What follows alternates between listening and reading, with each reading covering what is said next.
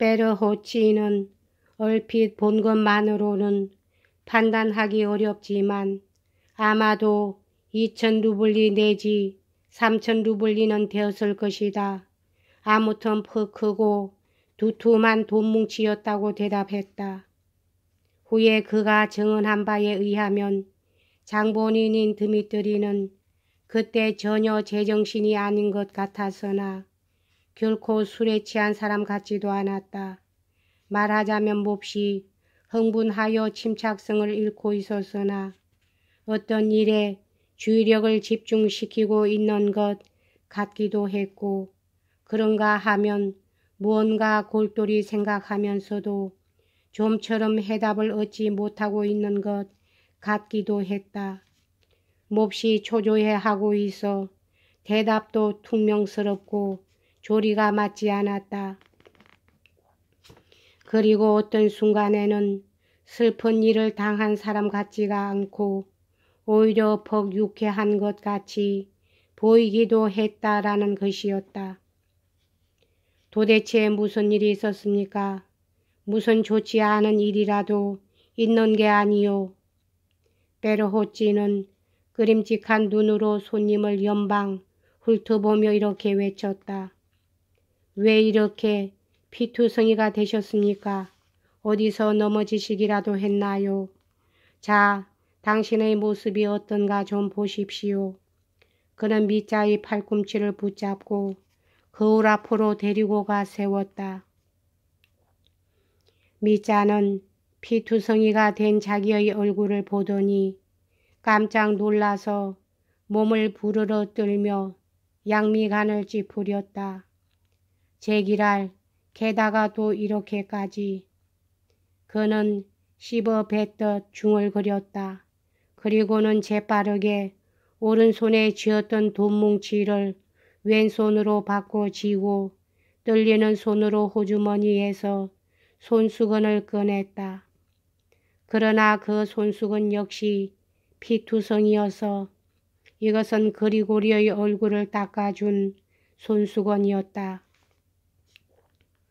흰 곳이라곤 거의 한 군데도 찾아볼 수 없었을 뿐더러 피가 덩어리처럼 굳어버려서 아무리 해도 퍼지지조차 않는 것이었다. 미자는 화가 난다는 듯이 그 손수건을 마루 위에 내동댕이 쳤다. 이런 빌어먹을 뭐 헝겊 조각 같은 거라도 없습니까? 얼굴을 닦아야 할 텐데. 피가 묻었을 뿐이지 다치신 데는 없는 것이군요. 그렇다면 아주 씻어버리는 게 좋을 겁니다. 하고 뼈두로 일리치는 대답했다. 자, 여기 세수대야가 있습니다. 이걸 쓰십시오. 세수대야라고요? 참 그래야겠군. 근데 이건 어디다 놓아두면 좋을까? 미자는 이상할 리만큼 당황한 표정을 띠고 마치 상대방이 자기 돈을 처분할 장소를 결정해야 할 의무라도 있다는 듯이 조언을 구하듯 베르호친을 바라보며 100루블리 지폐 뭉치를 가리켰다. 호주머니에 넣으십시오. 그렇지 않으면 이 테이블 위에 놓으시던지 없어지진 않을 테니까요. 호주머니요. 그렇지. 호주머니가 좋겠군. 이젠 됐소. 아니 이게 문제가 아니요. 갑자기 제정신이 돌아온 듯 그는 이렇게 외쳤다. 그보다도 우선 그 문제부터 그 권총 문제부터 끝냅시다. 그걸 내게 돌려주십시오. 여기 돈이 있으니까. 실은 그 권총을 아주 긴급히 꼭 쓸 때가 있어서 그러는 거요.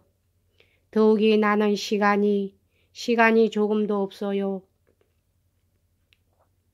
그는 돈뭉치에서 맨 위의 100루블리짜리 한 장을 빼내어 젊은 관리에게 내밀었다.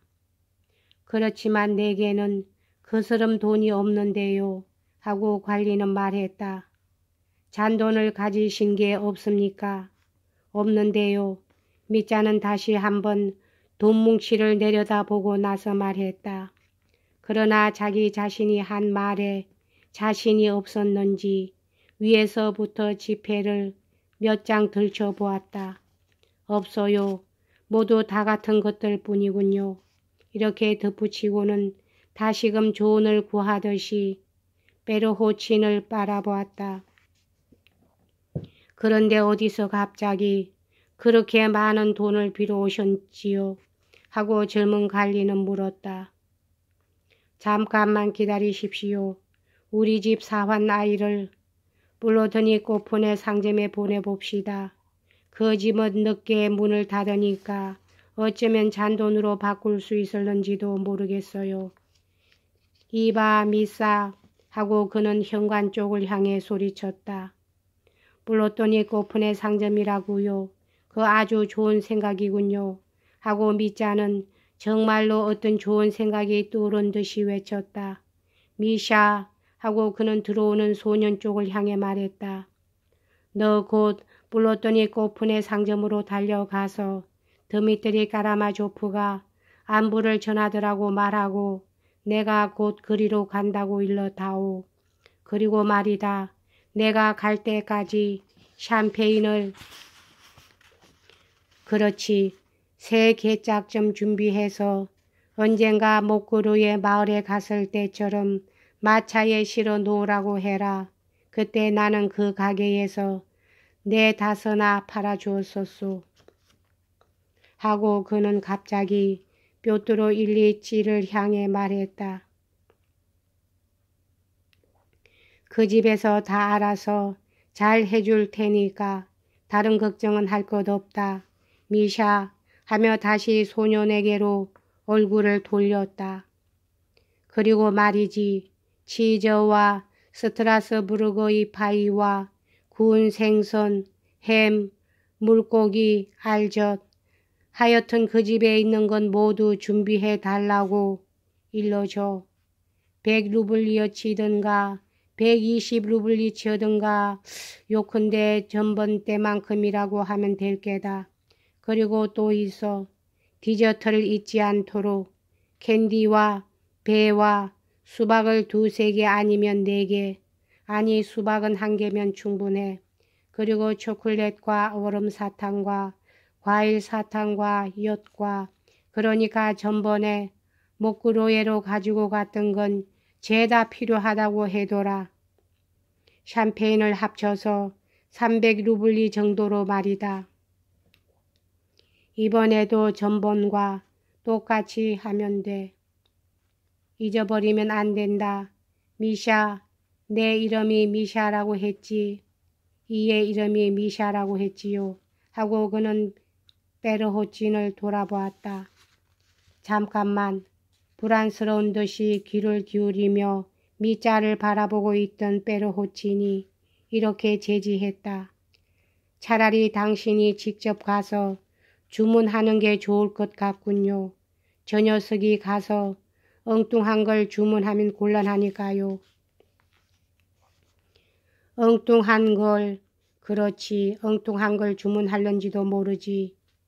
예, 미샤, 나는 심부름값으로 네게 키스를 해주려 했는데 만일 내가 제대로 심부름할 수 있다면 10루블리를 줄 테니 빨리 갔다 오너라.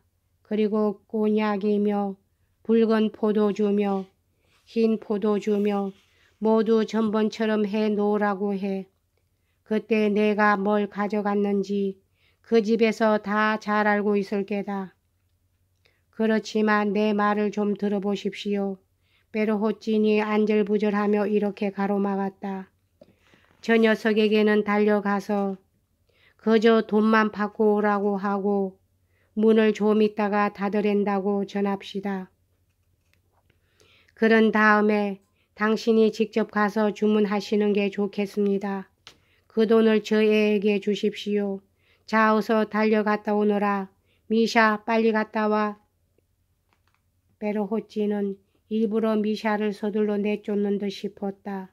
왜냐하면 소녀는 손님 앞에 나와서 피 묻은 얼굴이며 돈을 움켜쥐고 부들부들 떨고 있는 시뻘건 손을 보자 깜짝 놀라 눈이 휘둥그레져서 입을 쩍 벌리고 장성처럼 우뚝 선 채 미자의 말 같은 건 하나도 귀담아 듣고 있지 않는 것 같이 보였기 때문이다. 자, 이젠 가서 얼굴이나 좀 씻으시지요 하고 빼르호친이 무뚝뚝하게 말했다. 돈은 호주머니에 넣든가 테이블 위에 두든가 하십시오. 네, 됐어요. 자, 갑시다. 하지만 프로코트는 벗으시는 편이 좋을 겁니다. 그리고는 미자가 옷 벗는 것을 도와주다가 다시금 비명을 질렀다. 아니, 프로코트에까지 피가 묻어 있군요. 그건 프로코트가 아니요. 그저 소매 뿌리 근처가 조금, 여긴 손수건을 넣어 두었던 곳이군요. 호주머니에서 피가 배어나온 모양이에요. 배냐네 집에서 뒷주머니에 손수건을 넣은 채로 그냥 깔고 앉았었기 때문에 피가 배어나온 거요. 놀라울 정도로 무관심한 태도로 미자는 곧 설명했다.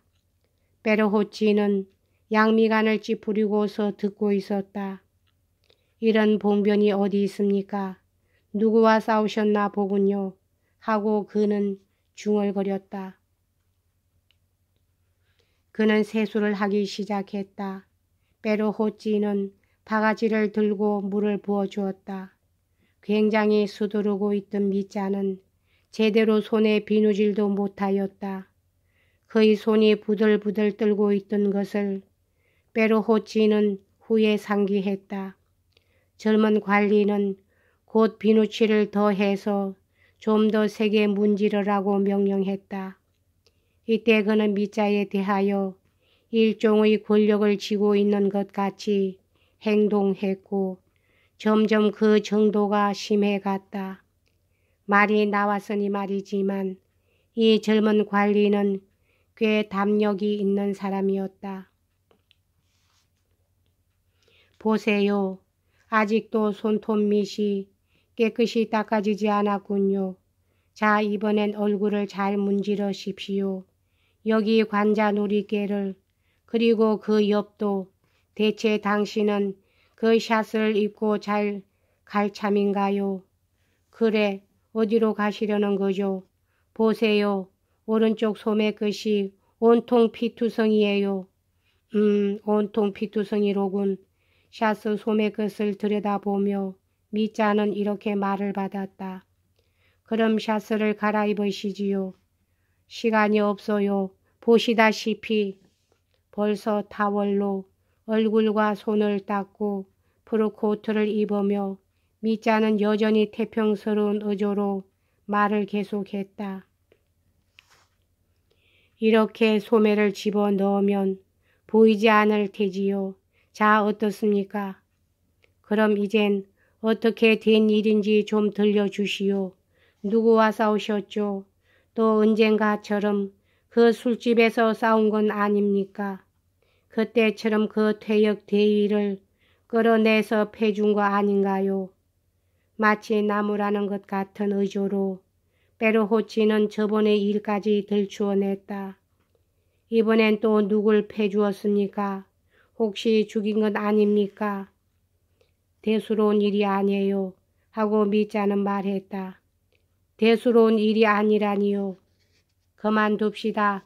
하고 미자는 돌연 희죽 웃었다. 방금 광장에서 어떤 노파를 밟아 죽였소. 밟아 죽였다고요? 노파를? 아니, 영감쟁이를. 상대방의 눈을 정시하며 마치 기머거리한테 말하듯 희죽희죽 웃으며 미자는 이렇게 외쳤다.